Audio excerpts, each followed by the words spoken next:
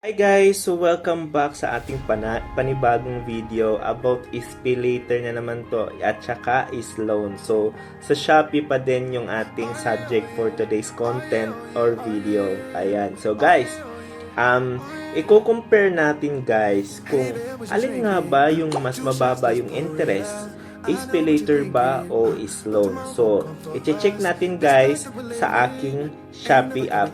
Ayan. So check natin kung sino yung mas mababa at sino yung mataas. Based doon sa ating nakaraang video about SPayLater interest. So ito naman yung connection. I mean sa interest rate natin ibabase. Ayan. So sa SPayLater guys, kung di nyo napanood yung una kong video, yung SPayLater pwede mo nang makash out. So pindutin mo lang yung cash out sa taas. Ayan, maglagay ka ng amount. So 14,000 lagay natin and scroll down to proceed para makita nyo yung interest rate at yung installment plan. So makikita mo dito guys is 6.54% yung interest ng SPayLater cash out.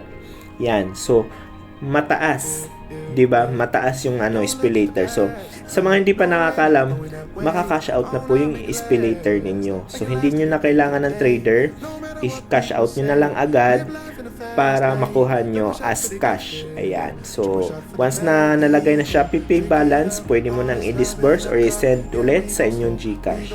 So, magagamit mo na as cash. Okay?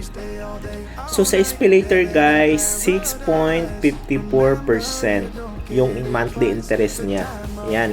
Monthly effective interest rate is 6.54%. So, sa 14K, meron kang 553 pesos na interest per month. Ayan, on top of your loan. Ayan. So, sa cash advance din, meron din siyang 1,400 na one-time processing fee.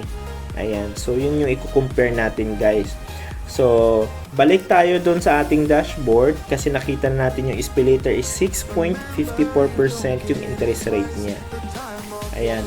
So, sa is-loan naman tayo, guys. Dito tayo sa is-loan. Ayan, pag winidraw natin yung is-loan, for as low as 4.45 interest per month yung interest ni is-loan. So, pag mag-input loan ka, ayan, try natin yung try natin i-calculate. Ayan, 17,500.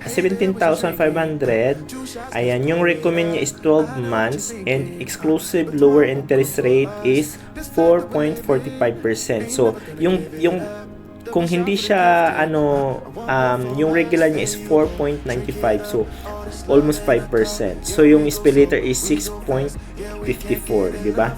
Mas mataas pa din. So, ang admin fee is zero admin fee.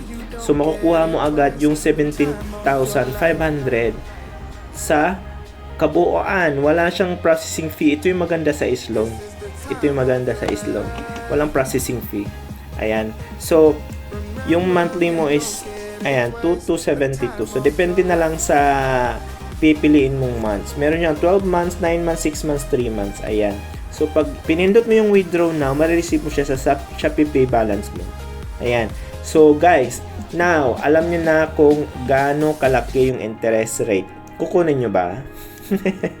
Ayan. So, dito naman sa ating is-loan, magagamit siya. Ayan. At wala siyang processing fee. So, no documents needed as long as meron kang is-loan offer. Ayan. So, akong papipiliin, syempre, doon tayo sa mababa, di ba?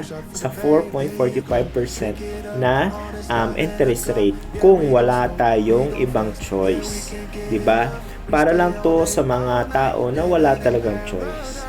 Ayan. So, for emergency purposes, ayan, pang schools kung wala talaga, pwede mong gamitin. Pero, ito lang.